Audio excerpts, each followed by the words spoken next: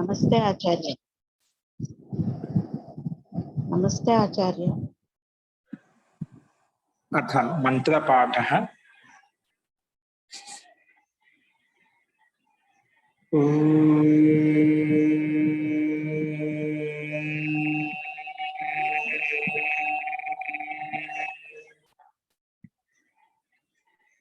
सहनाववतु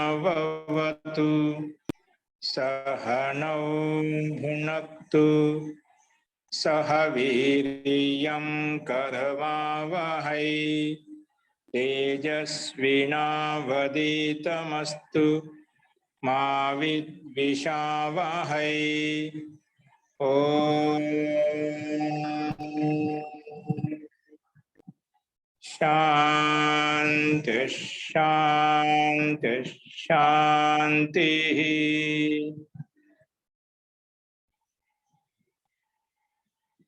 सर्वेभ्यो नमः। अंदरिकी नमस्कारम अंडी।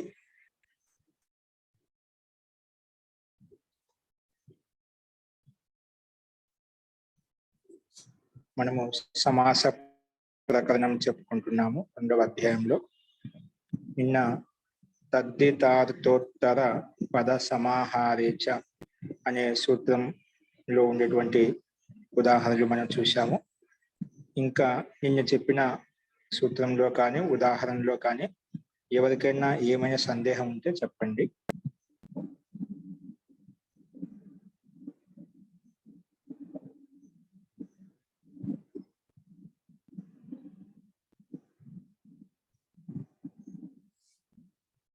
అస్తు ప్రకృతమనుసరామః. సో చూడండి, ఈరోజు నెక్స్ట్ సూత్రము రెండవ అధ్యాయంలో 1వ పాదము 51వ సూత్రము మీకు స్లైడ్ మీద కనిపిస్తుంది చూడండి. సంఖ్యా పూర్వోద్విగు ఏంటండి?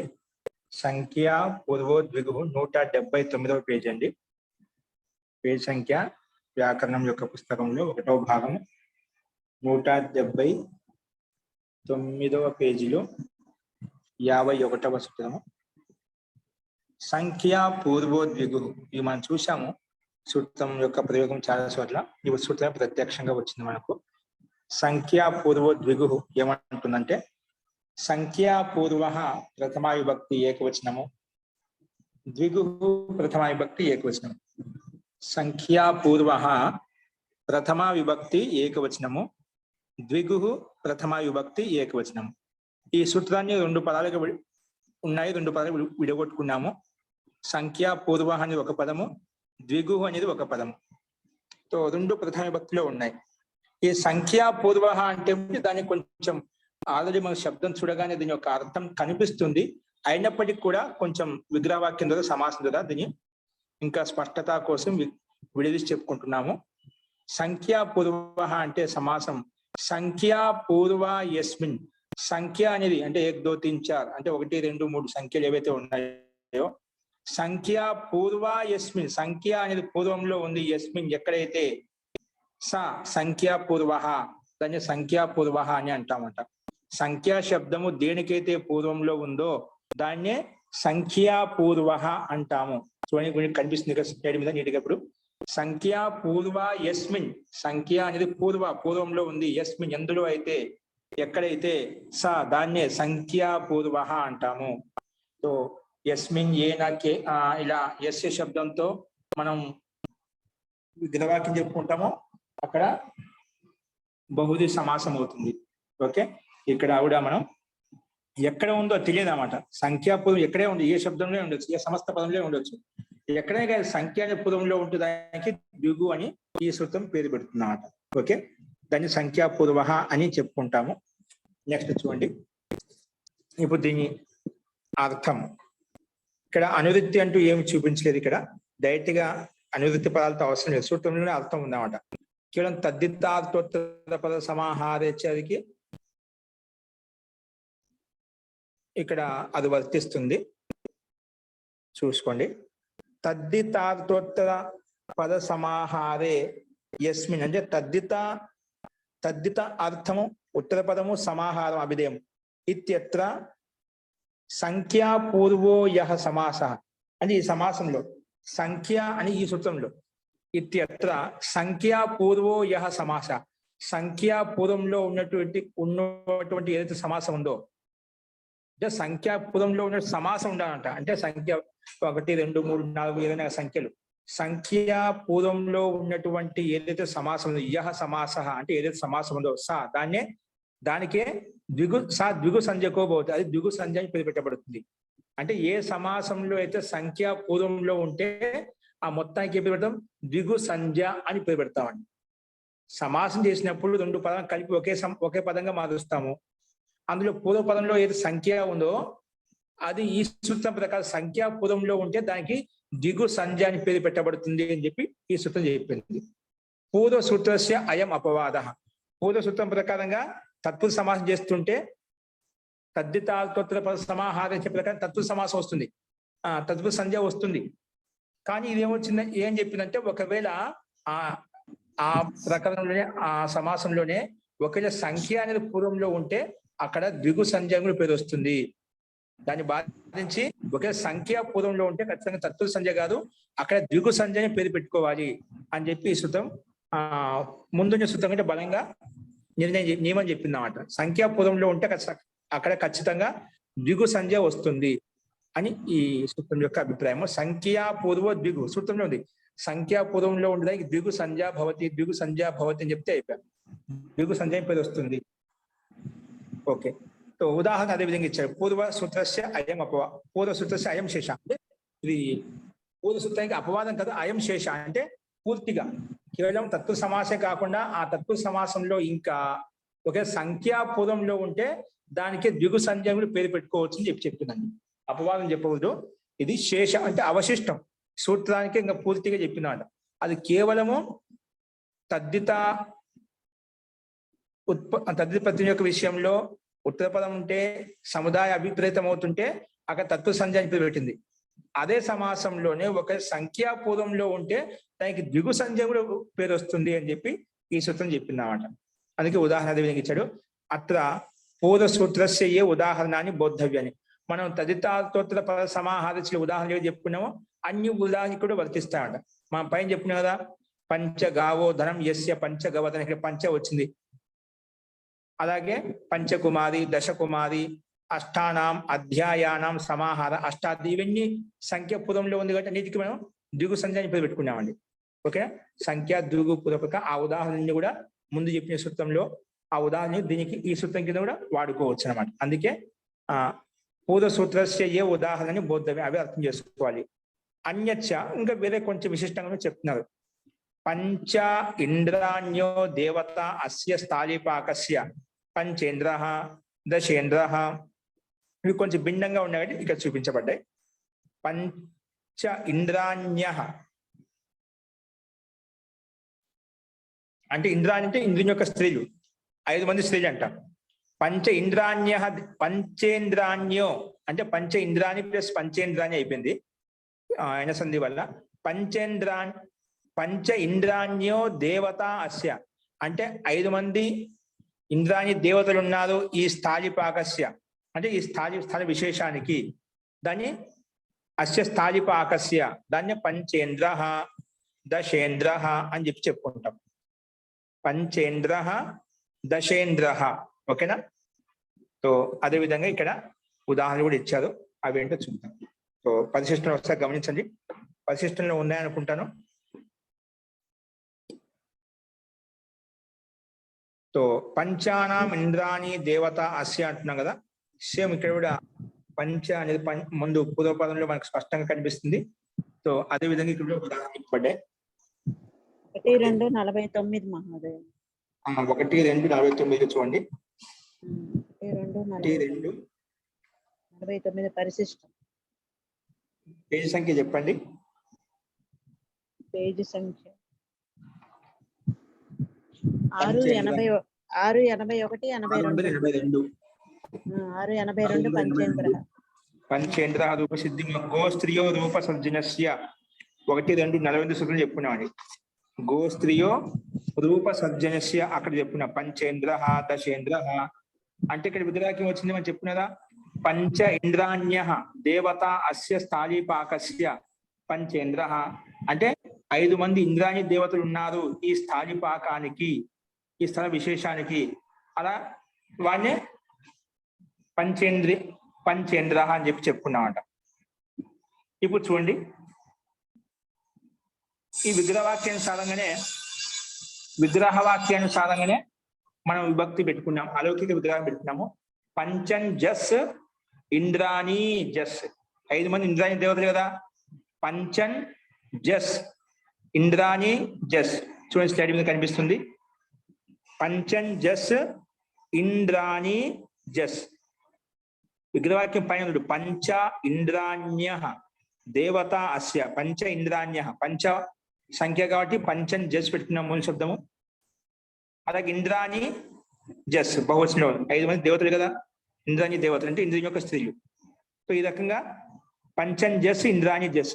ఇక్కడ మన చెప్పిన సూత్రం ప్రకారం తద్దితార్థోత్తర, ఇది తద్దితోత్పత్తి విషయం ఉంది, ఉత్తరపదం ఉంది, సమాహార అభిధేయం అవుతుందన్నమాట. 5 మంది దేవతల యొక్క సమూహం ఉంటున్నాం కదా. కాబట్టి తద్దితార్థోత్తర పద సమాహారేచ అనే సూత్రం ప్రకారంగా తత్పురుష సమాసం చేసుకుంటాము. సమాసం చేయగానే తద్దిత సమాసాశ్చ అనే సూత్రం వచ్చేసి పంచన్ జస్ ఇంద్రాణి జస్ మొత్తానికి ప్రాతిపదిక సంధ్య అని పేరు పెడుతుంది. ప్రాతిపదిక అని పేరు పెట్టగానే సుపో ధాతు ప్రాతిపదికయో అనే సూత్రం ప్రకారంగా మనము ఆ ప్రాతిపదికానికి మధ్యలో ఉండే జస్సులు విభక్తులు ఏవైతే ఉన్నాయో వాటిని లుక్ చేసుకుంటాం. లుక్ చేస్తే ఏమవుతుంది, ఆ 2 వెళ్ళిపోతాయి. అప్పుడు పంచన్ ఇంద్రాణి అలా ఉండిపోతుంది. ఆ విభక్తి లుక్ చేసిన తర్వాత నలోపహ ప్రాతిపదికాంతస్య అనే సూత్రం వచ్చేసి పంచన్, మూల శబ్దం పంచన్ కదా. ఆ పంచన్లో ఉండే నకారం కూడా ఎప్పుడైతే విభక్తి లుక్ చేస్తామో వెంటనే నలోపహ ప్రాతిపదికాంతస్య అనే సూత్రం వచ్చేసి పంచంలో ఉండే నకారం కూడా లోపం చేస్తుంది. అప్పుడు పంచ మిగులుతుంది, పంచ ఇంద్రాణి అలా మిగులుతుంది. పంచ ఇంద్రాణి. ఇప్పుడు పంచ ప్లస్ ఇంద్రాణి, పంచలో చాలా ఆ ఉంది, ఇంద్రాణిలో ఈ ఉంది అంటే ఆ ఈ కలిసి ఆద్గుణ ప్రకారం ఏ అయిపోతాయండి. పంచలో ఉండే అకారము, ఇంద్రాలో ఉండే ఆ ఈ కలిస్తే అచ్చులకు ఏవో ఆరులు పరంభగుణం దీర్ఘమే గుణం ఏకాదశమగుణం అని మనం చిన్నప్పుడు చదువుకుంటాం. గుణసంధి ఇక్కడ. గుణసంధి ప్రకారంగా ఆ ఈ కలిస్తే ఏ అయిపోయింది, అందుకే పంచేంద్రాణి అయిపోయింది. పంచేంద్రాణి. ఇప్పుడు తదిత ప్రత్యయం వస్తుంది. ఏమొస్తుంది, ఏ అర్థంలో వస్తుంది? సాస్య దేవత. ఏంటండి? సాస్య దేవత. దేవత ఇంద్రాణి దేవత కదా, ఇంద్రుని యొక్క స్త్రీ యొక్క ఇంద్రుని యొక్క స్త్రీలు కాబట్టి దేవతా వాచక శబ్దం అన్నమాట. అందుకే సాస్య దేవత, దేవతా విషయంలో, దేవతావాచక విషయంలో సాస్య దేవత, సాస్య దేవత అనే సూత్రం వచ్చేసి చెప్పింది. ఇక్కడ దేవతా విషయంలో అన్ ప్రత్యయం వస్తుంది, తద్దిత ప్రత్యయం, తద్దిత అన్ ప్రత్యయం వస్తుంది. పంచేంద్రాణి అనే ప్రాతిపదికం చేత అన్ ప్రత్యయం వస్తుందని చెప్పింది. కాబట్టి పంచేంద్రాణి అనే ప్రాతిపదికానికి పక్కన ప్రత్యయ పరష్ట ప్రకారంగా సాస్య దేవత అనే సూత్రం ప్రకారంగా అన్ ప్రత్యయం వచ్చింది. అందుకే పంచేంద్రాణి అన్, పంచేంద్రాణి అన్. అన్ను రాగానే దానికి తద్దితాహ, ఎందుకంటే తద్దిత అధికారం 4వ అధ్యాయం కదా. సో తద్దితాహ అనే సూత్రం ప్రకారంగా దానికి తద్దిత అని పేరు పెడతాం. అన్నికి ఏం పేరు పెడతాం? తద్దిత అధికారంలో ఉంది కాబట్టి తద్దితాహ, తద్దిత అధికారులు ఏవైతే ఉన్నాయో వాటికి తద్దితం అని పేరు పెట్టబడుతుంది అన్నమాట. అందుకే అను ప్రత్యయానికి తద్దిత అని పేరు పెట్టాం. సరే, ఇప్పుడు ఈ స్థితిలో సంఖ్యా పూర్వో దిగు, మన ప్రకృతి ఇక్కడ వస్తుందండి. సంఖ్యా పూర్వో దిగు, ఇది వచ్చి ఏమంటుంది? సంఖ్య అనేది పూర్వంలో ఉంటే ఏమంటుందండి? సంఖ్య అనేది పూర్వంలో ఉంటే దానికి ఏమవుతుంది? దిగు సంధ్యా భవతి పంచేంద్రాణి అని. ఇది కదా మనకు తదిత ప్రత్యయం పక్కన ఉంది. తదిత ప్రత్యయం పక్కన ఉంది కాబట్టి ముందు పంచని శబ్దం ఉంది కదా.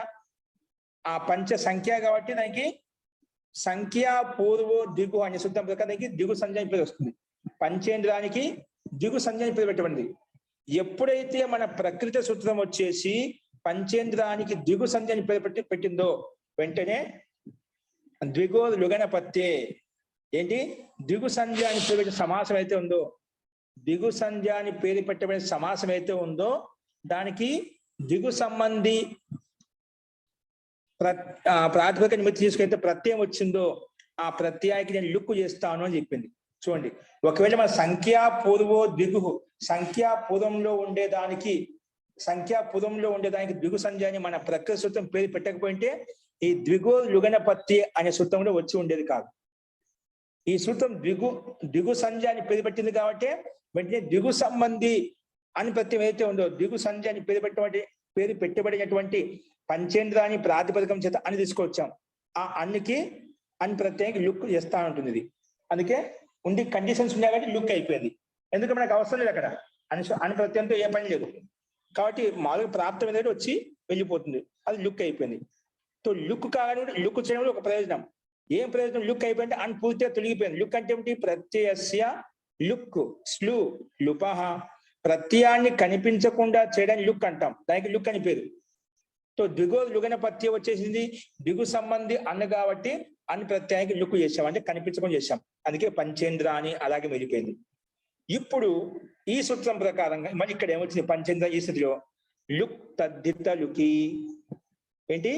లుక్ తద్దిత లుకి సతి. ఒకవేళ నువ్వు తద్దిత ప్రత్యయానికి లుక్ చేసావు అనుకోండి, ఒకవేళ ఇది అన్నే తద్దిత ప్రత్యయం కదా, ఆ తద్దిత ప్రత్యయం ఏం చేశాము? ద్విగో లుగన పత్యే, ద్విగు సంబంధి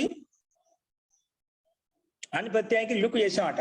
కాబట్టి తద్దిత ప్రత్యయానికి లుక్ చేశాం కాబట్టి ఈ సూత్రం వచ్చేది లుక్ తద్దిత లుకి. అంటే తద్దిత ప్రత్యయ అనికి ఎక్కడైతే లుక్ చేశామో అక్కడ లుక్ చేసినప్పుడు ఏమొస్తుంది? ఇంద్ర, వరుణ, భవ, సర్వ, రుద్ర, మృడ, హిమారణ్య, యవన, మాతులా లుక్ అనే సూత్రం ఒకటి పెద్ద విశాలంగా ఉంది, 49 సూత్రం. ఈ సూత్రం ప్రకారంగా స్త్రీ ప్రత్యయము గీసి వస్తుందన్నమాట. ఇంకా ఇంకేమవుతుంది? దానికి అను ప్రత్యయానికి లుక్ కూడా అవుతుందన్నమాట.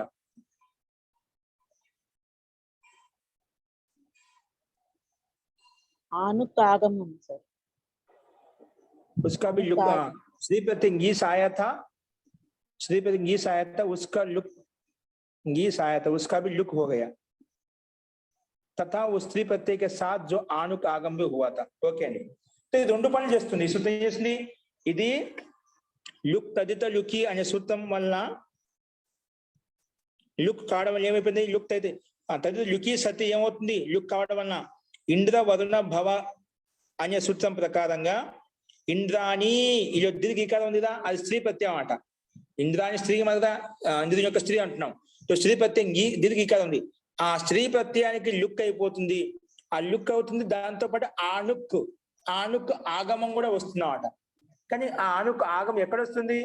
సో ఆద్యంతౌ టకిత ప్రకారంగా కిత్ ఆగమ ఆది భవతి, కిత్ ఆగమ అంతే భవతి అనే నియమం ప్రకారంగా తో నక పంచాయింద్రానికి పక్కనే వస్తుందన్నమాట, ఆనుక్ ఆగమ వస్తుందన్నమాట.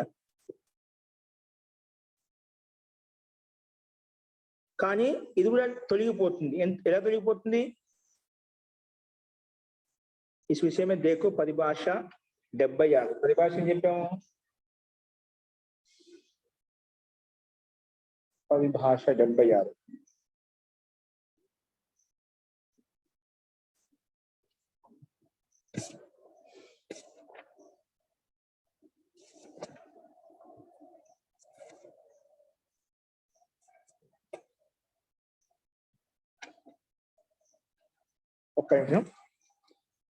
श्रीपति गिस आया था, उसका भी लुक हो गया तथा उस स्त्री प्रत्यय के साथ जो आनुक आगम हुआ था वह भी हट गया.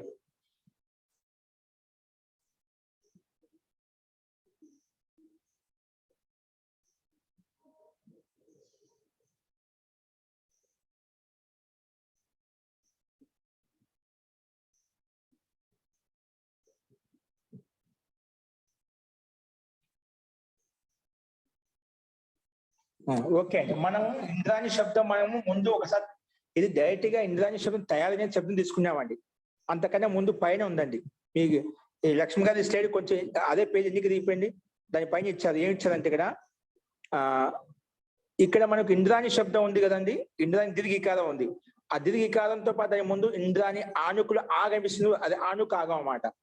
అంటే ఇంద్రాని శబ్దము తయారు చేసుకున్నప్పుడు అక్కడ ఆనుకు వచ్చింది, ఆనుకు ప్లస్ గీస్ వచ్చింది, రెండు వచ్చాయన్నమాట. రెండు వచ్చేసి మనకి ఇంద్రాని శబ్దం తయారైంది అన్నమాట.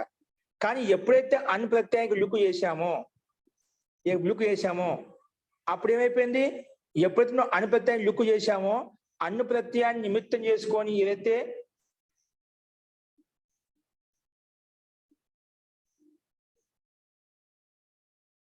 లుక్ చేసినప్పుడు దాన్ని నిమిత్తం చేసుకుని అయితే మనకు శ్రీ ప్రత్యయం వచ్చిందో లేదా దాన్ని నిమిత్తం చేసుకుని ఆనుకు వచ్చిందో అది కూడా లుక్ అయిపోతుంది అన్నమాట. అంటే అన్ ప్రత్యయంతో పాటు గీస్ ప్రత్యయం వెళ్ళిపోతుంది, ఆ గీస్ తో పాటు వచ్చినటువంటి ఆనుకు ఆగం ఇది రెండు వెళ్ళిపోతాయి అన్నమాట. రెండు కూడా వెళ్ళిపోతాయి అన్నమాట. అర్థమైంది? ఇక్కడ ఇంద్రాణి అనే శబ్దము ఎలా తయారైందంటే ఇక్కడ ఇంద్రాణిలో గీస్ ప్రత్యయం వచ్చింది, దాంతో పాటు ఆనుకు ఆగమం చేసుకుంటే ఇంద్రాణి శబ్దం వచ్చిందన్నమాట.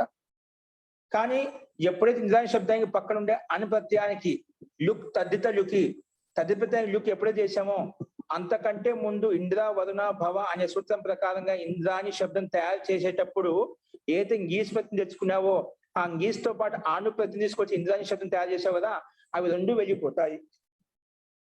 లుక్ తద్దిత ప్రత్యయం వెళ్ళిపోయేటప్పుడే దాంతో పాటు దాన్ని నిమిత్తం చేసుకున్నట్టు ప్రత్యయాలు ఏవైతే ఉన్నాయో అవి కూడా వెళ్ళిపోతాయంట. ఆ రెండు ప్రత్యయాలు కూడా అంటే గీస్ ప్రత్యయం వెళ్ళిపోతుంది, దాంతో పాటు ఆను కూడా వెళ్ళిపోతుంది. అప్పుడు ఏమవుతుంది, ఓన్లీ ఇంద్రాన్ని మిగులుతుంది అన్నమాట. ఇంద్ర, ఓకేనా? సో ఈ రకంగా పంచేంద్ర అనే శబ్దం అలాగే మిగిలిపోతుంది.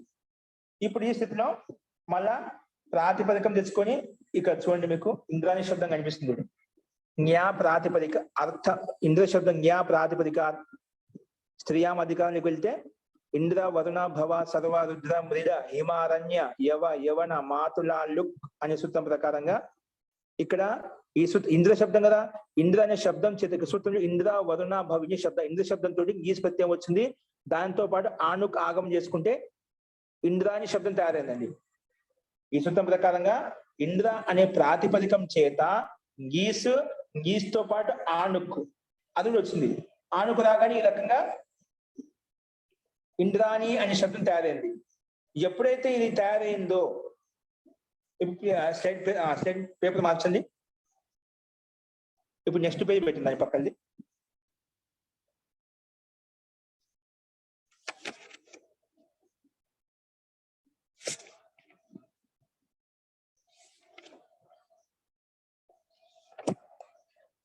ఎప్పుడైతే మారిందో ఇక్కడ చూసిన పైన ఇక్కడ మీకు స్థితి ఇంద్ర శబ్దం తయారు చేసేటప్పుడు మీకు కనిపిస్తుంది.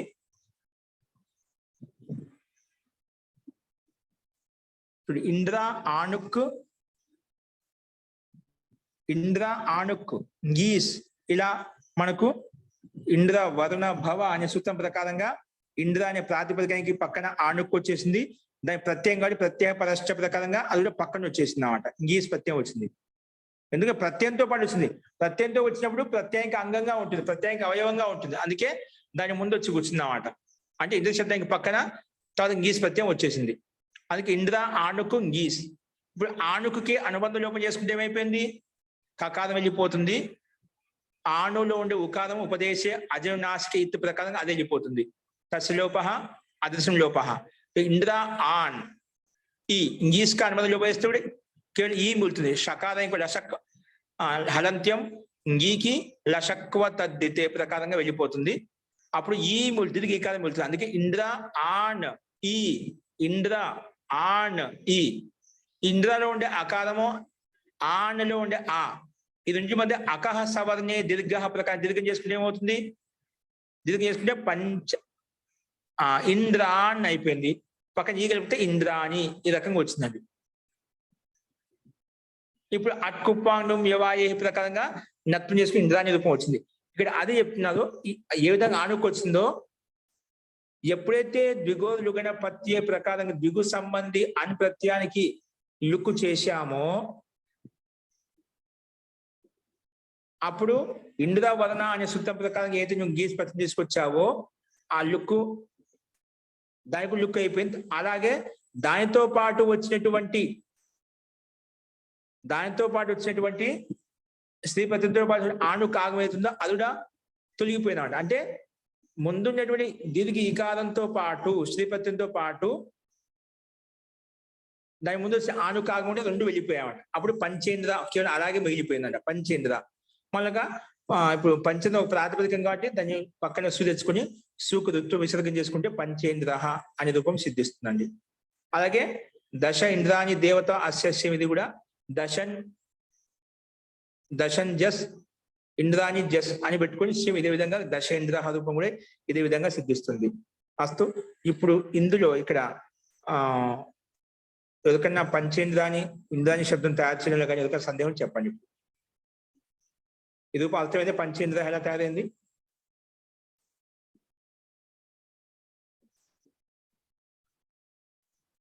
ఎవరికి అర్థం కాలేదు. అస్తు చివరి సూత్రం ఇంకోసారి చెప్పండి మహోదయ. ఇంద్ర వరుణ భవ ఆ సూత్రం ఇంకొకసారి చెప్పండి. ఇదేమంటుంటే ఇంద్ర అనే ప్రాతిపదికము, వరుణ అనే ప్రాతిపదికము, భవ అనే ప్రాతిపదికము, ఇంద్ర వరుణ భవ, రుద్ర అనే ప్రాతిపదికం, ఇంద్ర భవ, ఇంద్ర వరుణ భవ, రుద్ర, హిమారణ్య ప్రాతిపదికం, యవన, మాతులాళ్ళు, ఇవన్నీ శబ్దాలు ఉన్నాయండి.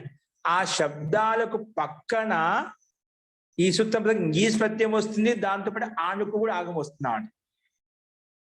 ఇంద్ర భవ మీద అసూత్రం ఓపెన్ చేసి తెలుస్తుంది. ఈ శబ్దాలకు పక్కన గీస్ శ్రీలింగం అర్థాన్ని చెప్పడం గీస్ దీర్ఘీకారం వస్తుంది, దానితో పాటు ఆనుకు ఆగమం కూడా వస్తుంది, రెండు వస్తాయన్నమాట. ఇది సూత్రం యొక్క అభిప్రాయం. ఇక్కడ మనకు ఇంద్ర శబ్దం ఉంది కదా, ఆ ఇంద్ర శబ్దానికి పక్కనే గీస్ వచ్చేసింది, దాని ముందు ఆనుకు కూడా వచ్చింది అన్నమాట. అందుకే పైన స్థితి చూపించాం, ఇంద్ర ఆనుకు గీస్. ఇది సూత్రం యొక్క అభిప్రాయం. అర్థమైందండి? ఇప్పుడు అర్థమైందండి? అర్థమైంది. అక్కడ సూత్రంలో ఇంద్ర భవ, వరుణ, రుద్ర, మృడ, హిమారణ్య ఇవన్నీ శబ్దాలండి. ఆ శబ్దాల పక్క అన్నిటికీ ఇక ఇంద్రాని శబ్దం తయారైంది, అక్కడే రుద్రాని, వరుణాని అలా తయారవుతాయి మొత్తం శబ్దాలు అన్నమాట. ఇక్కడ మన ఇంద్ర శబ్దం ఉంది కానీ ఇంద్ర శబ్దానికి ఇంద్రాని శబ్దం తయారు చేసుకున్నాం. ఎప్పుడైతే మనం లుక్ తద్దిత లుక్ ఈ ప్రకారం తది ప్రత్యేక లుక్ చేసామో, ఆ దాంతో పాటు లుక్ కాగానే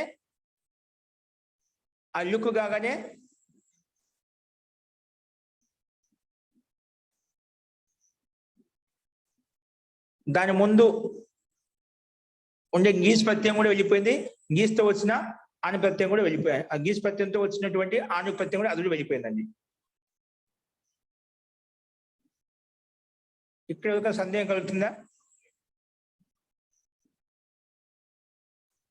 ఒకసారి లుక్ తద్దిత లుక్ ఈ సూత్రార్థం చెప్పండి. లుక్ తదిత లుక్ ఈ సూత్రార్థం చెప్పగలుగుతారా? ఇది నాకే సందేహం వచ్చింది. ఇప్పుడు మన అనుప్రత్యయానికి లుక్ చేసుకున్నాం కదా, అనుప్రత్యయం లుక్ అయిపోయి, కానీ దాని ముందు నేను గీస్ ప్రత్యయం ఎందుకు లుక్ చేయాలి?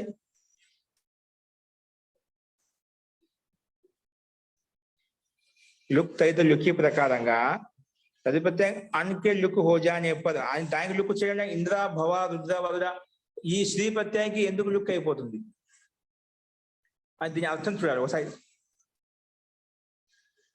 లుక్ తైతు లుక్ ఓపెన్ చేశారండి.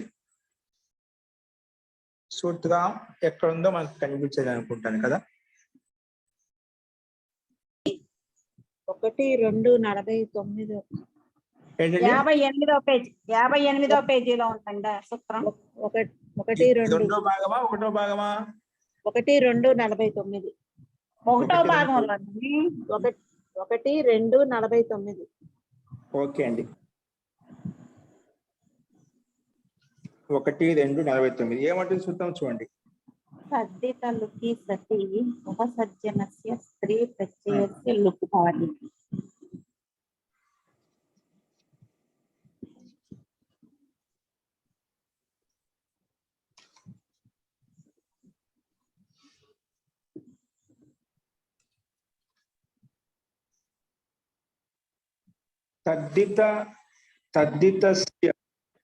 तद्दित लुकी सति उपसर्जनस्य स्त्री प्रत्ययस्य लुक भवति.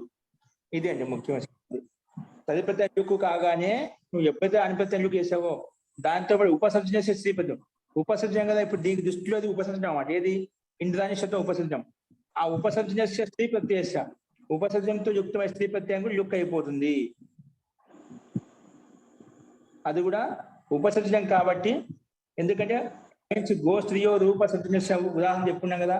ఆ సూత్రం ప్రకారంగా గో శబ్దాంతస్య ఉపసర్జన శ్రీ ప్రత్యయాంతస్య ప్రాతిపదికస్య హరస్వో భవతి అని చెప్పి మనం పైన చెప్పుకున్నాం. సో ఆ సూత్రం నుంచి ఇక్కడ ఉపసర్జన అనే పదానికి అనువృత్తి వస్తున్నామట. కాబట్టి ఇక్కడ ఉపసర్జన స్త్రీ ప్రత్యయాంతం కాబట్టి ఆ ఉపసర్జన తదిత లుక్కు ప్రత్యయం ఎప్పుడైతే చేశామో దాని ముందున్నట్టు స్త్రీ ప్రత్యయం కూడా వెళ్ళిపోతుంది. స్త్రీ ప్రత్యయంతో వెళ్ళిపోయినప్పుడు స్త్రీ ప్రత్యయంతో పాటు వచ్చిన ఆణుకు కూడా వెళ్ళిపోతుంది.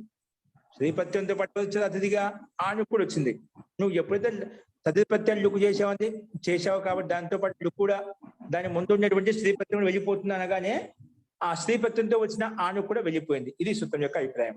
ఓకే, అందుకే తదిత లుకి సరి తదిత ప్రత్యయం లుక్ అయినప్పుడు ఉపసర్జనస్య స్త్రీ ప్రత్యయ ఉపసర్జన స్త్రీ ప్రత్యయానికి ఇంద్రాణి స్త్రీ ప్రత్యయం కదా, అది ఉపసర్జనం కూడా, అందుకే లుక్ అయిపోయింది. అంటే కనిపించకుండా చేశాం.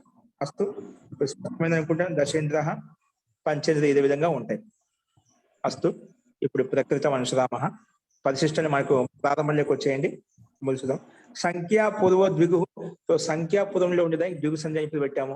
ఇక్కడ మన ప్రతి సూత్రం ద్విగు సంధ్యాన్ని పేరు పెట్టుకోవడానికి ముఖ్య లాభం ఏమొచ్చింది? ద్విగో లుగన పత్యే అనే సూత్రం ప్రకారంగా ద్విగో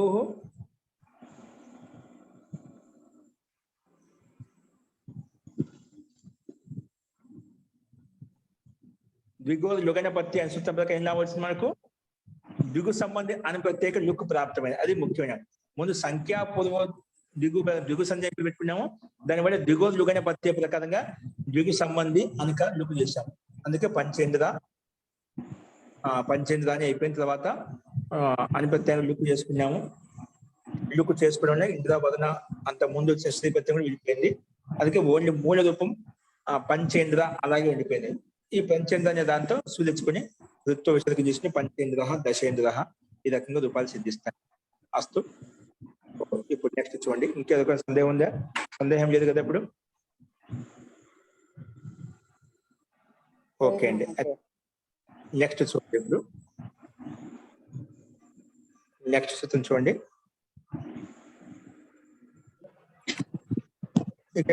పంచేంద్ర దశేంద్రస్యం ఇదే విధంగా ఉంటాయండి. దాంట్లో పంచస్థానం దశను పెడతాం, అదే తేడా. మిగతా ప్రక్రియ అంతా ఒకే విధంగా ఉంటుంది. నెక్స్ట్ చూడండి. కుత్సితాని 52వ సూత్రం. కుత్సితాని కుత్సనై. కుత్సితాని కుత్సనై అంటే కుత్సితవాది శుభంతం, కుత్సనవాచి కుత్సితవాది శుభంతంతో సమాసం అవుతుంది. అంటే ఒకటి కుత్సితవాది శుభంతం ఉండాలి, అటువంటి శుభంతం వేరే శుభంతం అటువంటి అర్థంలో ఉండే శుభంతంతో సమాసం అవుతుంది. అది నిందార్థంలో ఇక్కడ నిందార్థంలో ఇక్కడ ఇవ్వబడింది. చూడండి స్లైడ్ మీద. కుత్సితాని ప్రథమ విభక్తి బహువచనం, కుత్సనై తృతీయ విభక్తి బహువచనం. కుత్సితాని ప్రథమ విభక్తి బహువచనం, కుత్సనై తృతీయ విభక్తి బహువచనం. అనువృత్తి చూడండి.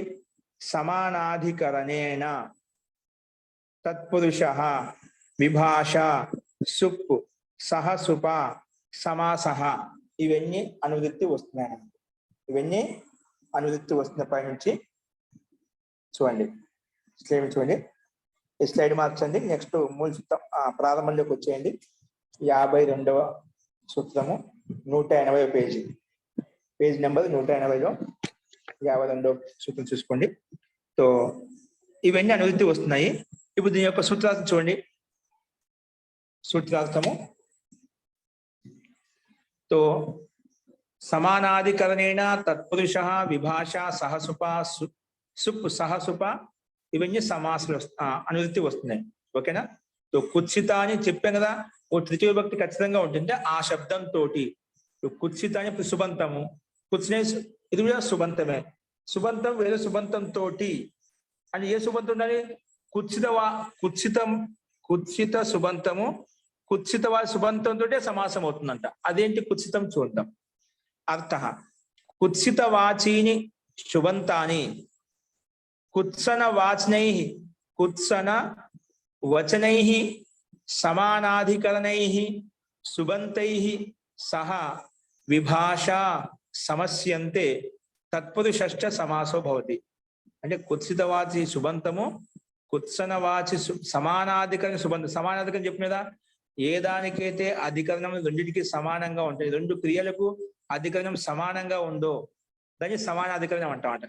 అటువంటి కుత్సనవాచనై సమానాధికరణై సుబంతై సహా విభాష వికల్పంగా సమాసం అవుతుంది. ఏ సమాసం అవుతుందంటే తత్పురుషశ్చ సమాసో భవతి, తత్పురుష సమాసం అవుతుంది చెప్పి ఇక్కడ చెప్పబడిందండి. ఓకే, తో ఉదాహరణ చెప్తున్నా ఇక్కడ. వైయాకరణశ్చ అసౌ ఖసూచిశ్చ.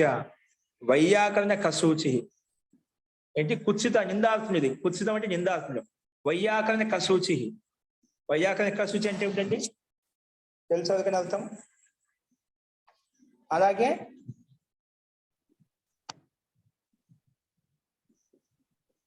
యాజ్జికశ్చ కితవశ్చ. యాజ్జికశ్చ అసౌ కితవశ్చ. యాజ్జిక కితవః. మీమాంసకశ్చ దురుడశ్చ. దురుడశ్చ. తో మీమాంసక దురుడః. ఇవి ఉదాహరణలు. అంటే కుత్సితవాది సుబంతం, కుత్సితవాది సుబంతంతో సమాసం అవుతుంది. సో ఇక్కడ చూడండి, వైయాకరణ ఖసూచి. వైయాకరణ ఖసూచి అంటే ఏమిటండి? అంటే వ్యాకరణం గురించి ఎప్పుడైనా అడిగారంటే ఏం చేస్తారంట? ఎవరైనా గురువులు, బయటి వాళ్ళు, తెలిసిన వాళ్ళు అడిగారు అనుకోండి, ఆకాశం చూస్తాడు. ఏం చూస్తాము? అయినా మనకు రాకపోతే చేస్తాం. సహజంగా ఒక వ్యాకరణ విషయమే కాదు, ఏదైనా ఒక విషయం అడిగాం అనుకోండి, పిల్లలు, స్టూడెంట్లను, విద్యార్థులను, టీచర్స్ పైకి చూస్తూ ఉంటాం. ఒక్కోసారి మనం కూడా ఏమైనా ఆలోచన చేస్తే గుర్తు రాకపోతే మనం మైండ్ కొట్టుకుంటూ పైకి చూస్తాం, కింద చూస్తామంట. కింద చూస్తే ఎక్కువ పైకి చూస్తామంట. అలాగే ఒక విషయం గురించి అడిగినప్పుడు సామాన్యంగా, ముఖ్యంగా వ్యాకరణ విషయంలో, అంటే ఏదైనా కూడా అంతే. సో ఒకటి ఉదాహరణగా ఉపలక్షణం ఒకటి చెప్పుకున్నాం. వ్యాకరణం గురించి ఏదైనా అడగానే పైకి చూస్తూ ఉంటామట. ఈ సూత్రానికి ఏంటి అనగానే వైయాకరణ ఖసూచి అంటే అది కంఠస్థం లేదు. పుస్తకస్య తయా విద్య పదహస్తగతం ధనం అని చెప్తాం కదా. పుస్తకస్థ తయా విద్య అంటే ఎవరికి యొక్క విద్య అయితే పుస్తకంలో ఉందో, ఎవరి యొక్క ధనం వేదాల దగ్గర ఉందో, కార్యకాలే సముత్పన్నే నసా విద్య నతద్ధనం. కాబట్టి పుస్తకంలో విద్య పుస్తకంలో ఉండదు, మన కంఠంలో ఉండాలి. అలాగే విద్య, డబ్బు కూడా ఎప్పుడు ఇతరుల దగ్గర ఉండకూడదు, అది మన దగ్గరే ఉండాలి. చదివి అక్కడ పెట్టేస్తే మనకి అవసరానికి ఇస్తా అంటే ఎవరు డబ్బు ఎప్పుడు మన దగ్గర పెట్టుకోవాలి, డబ్బు విషయంలో మటుకు. అస్తు మొత్తానికి ఇక్కడ ఏంటంటే, ఎవరైనా వ్యాకరణం గురించి అడిగాగానే ఆకాశం వైపు చూస్తూ ఉంటారు. నిందార్థులు అంటే రాదు, తెలియక పైకి చూస్తున్నారు, వాళ్ళని వైయాకరణ ఖసూచి అంటామంట. అయితే యజ్జకి వాదం అడిగినప్పుడు, ఆ విషయం తెలియనప్పుడు ఏమవుతుంది, మనం కూడా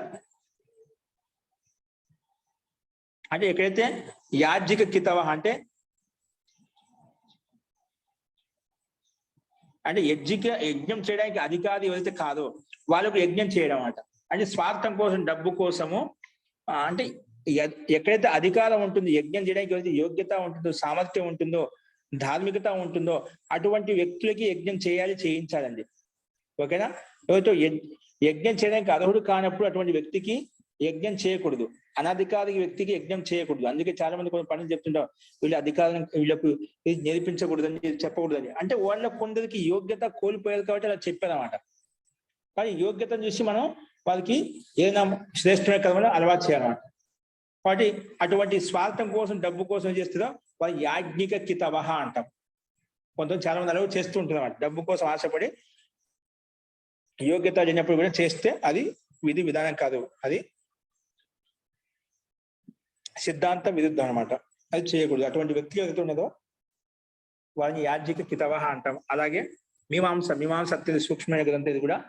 మీమాంస విషయంలో ఏమైనా అడిగినప్పుడు దాంట్లో కూడా మనం తెలియనప్పుడు ఏమొస్తాం అంటే, మీమాంస నాస్తికులు అన్నమాట.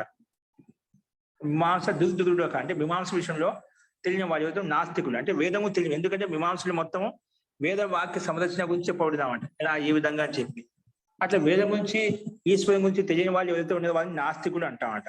సో ఇవి ఇక్కడ అంటే నాస్తికులు అంటే నిందార్థంలో. నాస్తికుడు అంటే ఏమిటి అంటే ఈశ్వరుని నమ్మని వాడు, వేదాలను వేదానికులు నడుచుకునే గ్రంథాలను గురువులు చెప్పిన విషయాలను నమ్మని వారు ఎవరైతే ఉన్నారో వారిని నాస్తికులు అంటాం, అంటే ఇది నిందార్థంలో.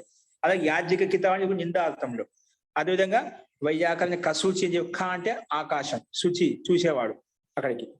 సో ఈ రకంగా ఈ 3 ఉదాహరణలు మనం నిందార్థంలో చెప్పుకున్నాం. సో ఇక్కడ వైయాకరణశ్చ కసూచి, వైయాకరణ కసూచి. సో వైయాకరణ ఇక్కడ సు, కసూచి సు. రూపసిద్ధి ముఖ్యం కాదు ఇక్కడ. కుత్సితవా శుభంతో వైయా కసూచి. ఇప్పుడు వైయాకరణ ఒక శుభంతము, అలాగే కసూచి కూడా, కసూచి నిందార్థంలో వచ్చింది కూడా. సో నిందార్థంలో కుత్సితవాచి కాబట్టి ఆ శబ్దంతో కసూచి అనే శబ్దంతో సమాసమైంది.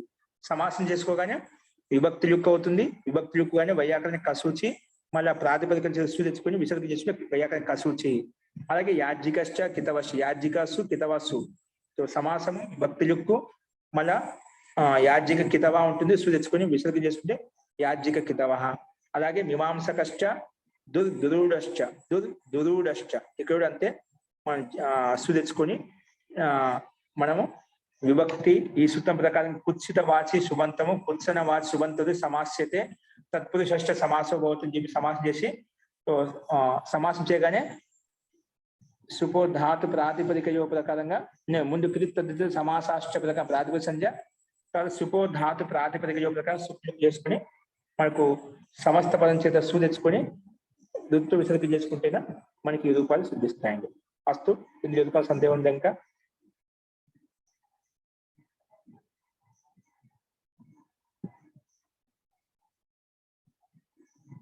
ఓకే, ఇక్కడ ఒకటి విశేషంగా ఇచ్చాడు.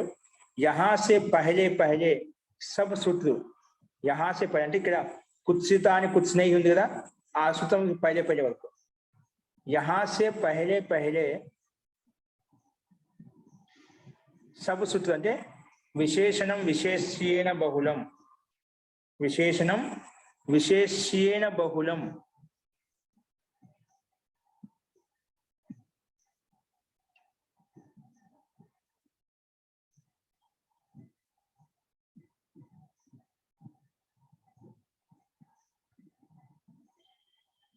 ఇవి అపవాద సూత్రాలు. విశేషణ విశేషణ బహుళం సూత్రానికి ఇప్పుడు మనం 55వ సూత్రం చెప్పుకుంటామండి.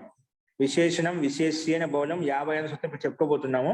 ఆ సూత్రంలో ఆ సూత్రానికి విన్న అపవాదం ముందు చెప్పేటువంటి కుత్సితాన్ని కుత్స్నే ఈ సూత్రం కంటే ముందు సూత్రాలు ఏవైతే ఉన్నాయో ఇవన్నీ ఈ సూత్రానికి అపవాదము. సామాన్యంగా అయితే విశేషణ శబ్దము విశేషవాద శుభంతో సమాసం అన్నిటికీ చేస్తున్నది. కానీ ముందు ఈ సూత్రానికి ముందున్నటువంటి ఏవైతే ఉన్నాయో వాటిల్లో ఒక వ్యవస్థ కల్పించాం. ఇలాంటి శుభంతం ఉంటే ఇలాంటి శుభంతం సమాసం అవుతుంది, ఇలా ఉంటే ఇలా సమాసం అవుతుంది, ఇలా ఉంటే అట్లా కొన్ని శబ్దాలు విశేషంగా నిర్ధారించబడ్డాయి అన్నమాట. అందుకే ఇవన్నీ అపవాద సూత్రాలు అని చెప్పారు ఇక్కడ. అపవాదం అంటే బలమైన సూత్రాలు. అంటే ఈ విశేషణం విశేష్యేన బహుళం అనేది సామాన్య సూత్రం, అన్ని చోట్ల సమాసం చేస్తుంది. కానీ మనం ముందు చెప్పిన సందర్భాలు ఏంటి, కృతంతమే ఉండాలి, ఈ శబ్దమే ఉండాలి, ఇలా ఉంటే ఈ శబ్దంతో సమాసం అవుతుంది అంటే వేరే శబ్దంతో కాదు అది నిర్ధారించుకుంటూ వచ్చామన్నమాట. కాబట్టి ఇవన్నీ కూడా విశేషణం విశేష్యేన బహుళం అనే సూత్రానికి అపవాదం అన్నమాట. ఈ సూత్రానికి ఇది సామాన్య సూత్రము, ముందు చెప్పిన సూత్రాలను కూడా అపవాద సూత్రాలు అంటే బలమైన సూత్రాలు. ఉస్ सूत्र से समास करते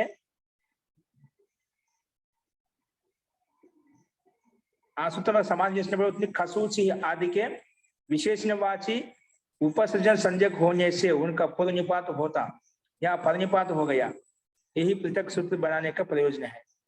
ऐसा सर्वत्र इन सूत्र में जानना चाहिए. तो ఇక్కడ కసూచి అనే పదము విశేషణ. ఎందుకు ఎవరికి కసూచి? వైయాకరణ కసూచి. అంటే కసూచిని ఎందుకు చెప్తున్నాము? వ్యాకరణ విషయం చెప్తున్నమాట. అంటే వ్యాకరణ విశేషణం అన్నమాట. విశేషణ సుబంధం కదా. ఈ సూత్రం ప్రకారంగా సమాసం కావాలి, అది పూర్వం నిపాతం కూడా కాదు. ప్రథమానికి దృష్టం సమాస ఉపసర్జన ప్రకారం పూర్వంలోకి రావాలి. కానీ ఇక్కడ పూర్వంలో రాకుండా పరనిపాతం. అంటే మనకు నిపాతం అంటే ఏమిటి, మనకి ఎక్కడ ఏ విధంగా కావాలో ఆ విధంగా నిపాతం చేసుకుంటాం, పక్కకి మార్చుకుంటామంట. అందుకే పరనిపాతం చేసామంట. సో అందుకే ఇక్కడ పరనిపాతం ద్వారా మనకు ఈ రూపము ఇక్కడ చెప్పబడింది. సో మొత్తానికి ఇక్కడ విశేషణం విశేషణ బహుళం అనే సామాన్య సూత్రానికి మనం ముందు చెప్పిన సూత్రం అపవాద సూత్రాలు అని చెప్పి చెప్పబడింది ముఖ్యంగా. ఆరు ముఖ్యంగా నిందార్థం కుత్సితవా సుబంతము, అదే కుత్సితవా సుబంతం సమాసం అవుతుంది చెప్పి మనం చెప్పుకున్నామండి. అస్తు. ఇందులో ఎదుక సందేహం ఉందా? ఓకే. నెక్స్ట్ ఇప్పుడు అనువృత్తి వస్తుంది. కుత్సనైకి అనువృత్తి వస్తుంది పైనుంచి. పాపాణకే, పాపాణకే ప్రథమ విభక్తి ద్వివచనము, కుత్సితై ద్వితీయ విభక్తి బహువచనం. పాపాణకే ప్రథమ విభక్తి ద్వివచనము, కుత్సితై తృతీయ విభక్తి బహువచనం అండి. ఓకేనా? ఇప్పుడు సమాసం చూడండి. పాపంచ అనకంచ పాపాణకే, పాపాణకే శబ్దం విడిచి చెప్తామండి. పాపంచ అనకంచ పాపాణకే ఇతరేతర యోగ ద్వంద్వ, ఇతరేతర యోగ ద్వంద్వ. రెండు శబ్దాలకు వ్యక్తిగతంగా శబ్దానికి ప్రాధాన్యత ఉందన్నమాట. పాప శబ్దానికి అనక శబ్దానికి. అందుకే పాపంచ అనకంచ పాపానకే ఇతరేతర యోగ ద్వంద్వ. అనువృత్తి సమాసం చూడండి. ఇక్కడ అనువృత్తి వస్తుంది. కుత్సనై, ఇక్కడ కుత్సిత అనే శబ్దం రాదండి, ఓన్లీ తృతీయాంత పదానికి అనువృత్తి వస్తుంది అన్నమాట. కుత్సనై సమానాధికరణేన, అంటే సమానాధికరణం అని ఉండాలంట, అధికరణం సమానంగా ఉండాలి. అది తత్పురుష విభాష సుప్పు సహసుప సమాస ఇవన్నీ అనువృత్తి వస్తున్నాయి. ఇక్కడ ఏంటి అర్థం చూడండి. ఇప్పుడు పాప అనక ఈ రెండు శబ్దాలు సూత్రంలో ఇవ్వబడ్డాయి కదా, సూత్రంలో ఇవ్వబడ్డాయి ఇవి. పాప అనక ఇత్యేతౌ, ఈ రెండు శబ్దాలు కాబట్టి ఇత్యేతౌ అంటున్నాను. ఇత్యేతౌ కుత్సన వాచినౌ శుభంతౌ, ఇవి కుత్సిత వాచ శుభ అంటే నిందార్థంలో ఉండే శుభంతాలు అంట. కుత్సన వాచినౌ శుభంతౌ, కుత్సన వాచినౌ శుభంతౌ కుత్సిత వాచిభిః సమానాధికరణైః శుభంతైః సహా, కుత్సిత వాచిభిః సమానాధికరణైః శుభంతైః సహా విభాషా సమస్యేతే,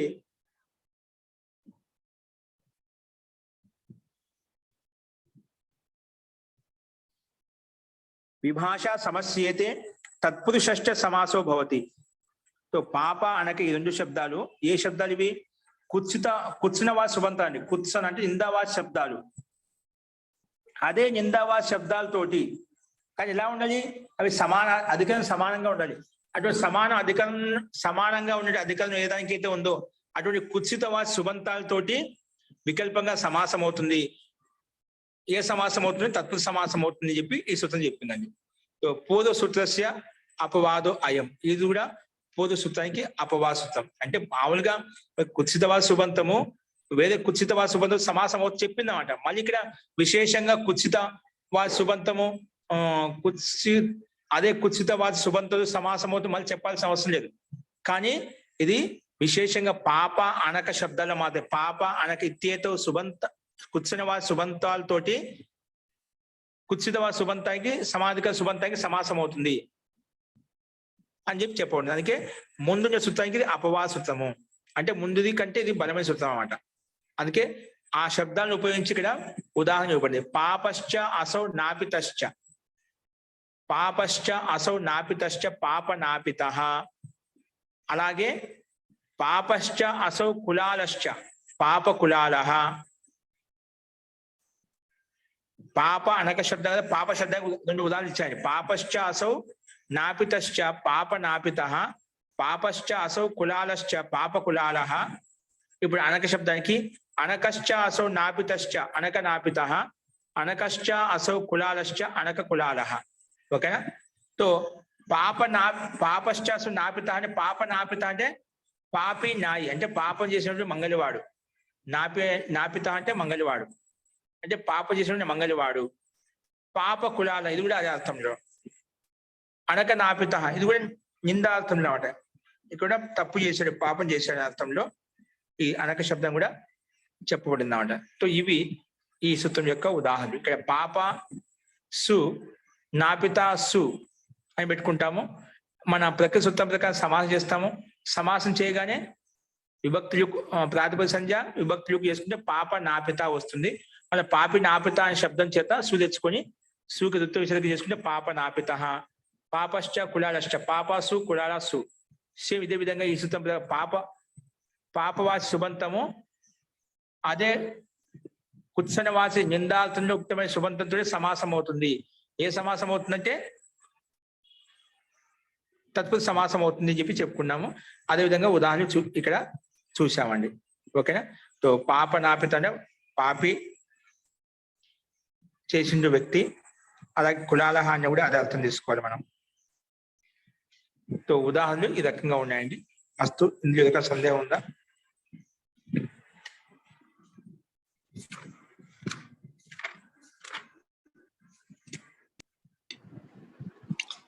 మహోదయ, అనక శబ్దము అనక నాపిత అంటే నిందించబడినటువంటి మంగళివాడు.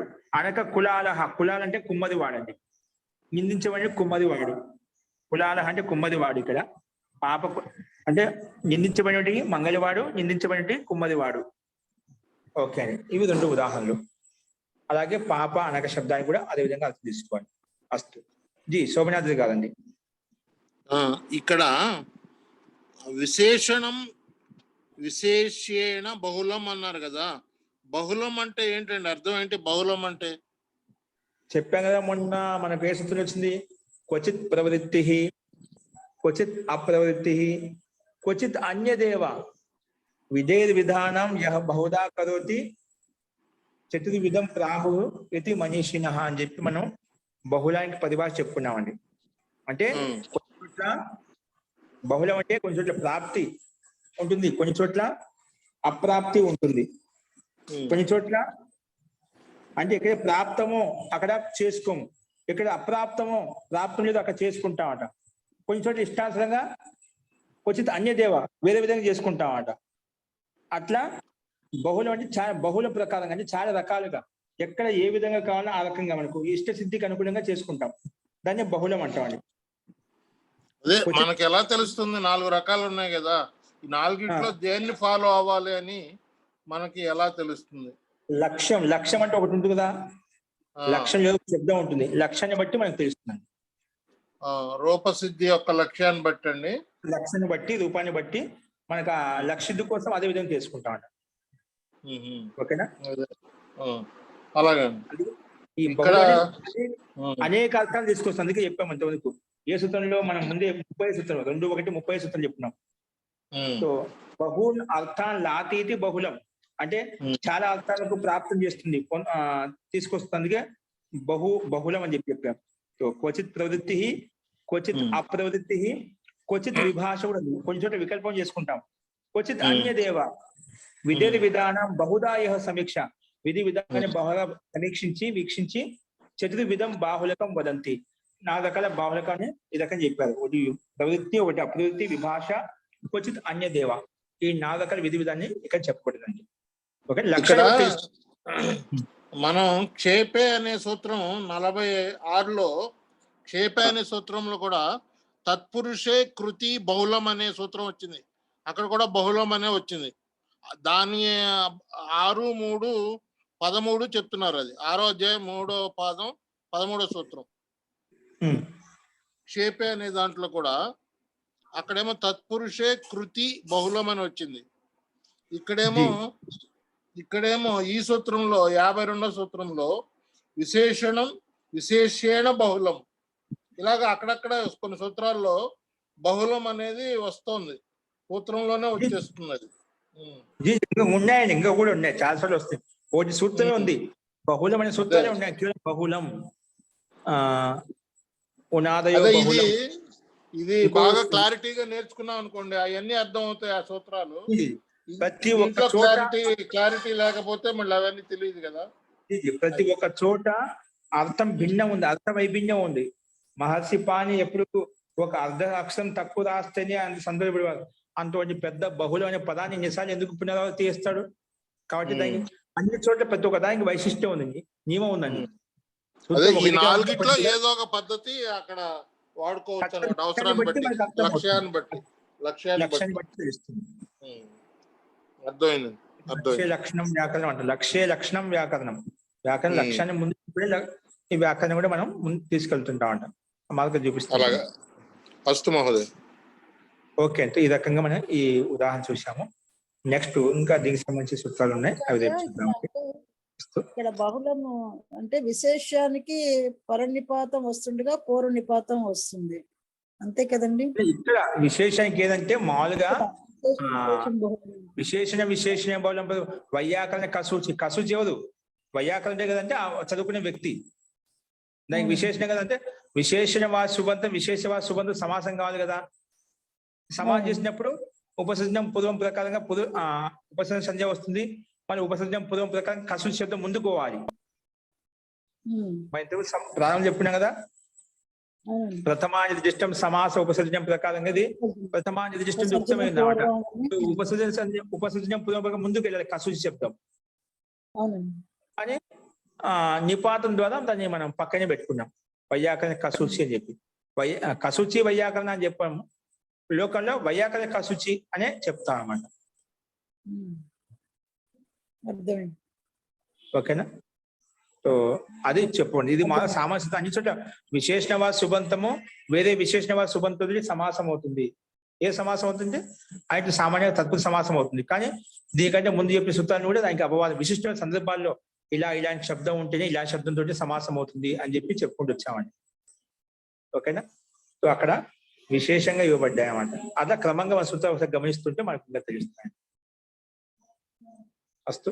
సో ఈ రకంగా ఈ ఉదాహరణ మనం చూసాము. పాపనాపిత అంటే నిందించబడినటువంటి మంగళవాడు, నిందించబడి కుమ్మరివాడు, అలాగే అనకనాపిత అనక కులాల నిందార్థులు మొత్తానికి నిందావా సుబంతంతో సమాసం అవుతుంది, అది తత్వ సమాసం అవుతుంది చెప్పి చూసాం.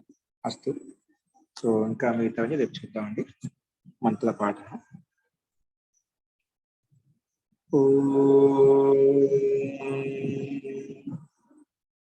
సర్వే భవంతు సుఖినః, సర్వే సంతు నిరామయాః, సర్వే భద్రాణి పశ్యంతు, మా కశ్చిద్ దుఃఖభాగ్ భవేత్.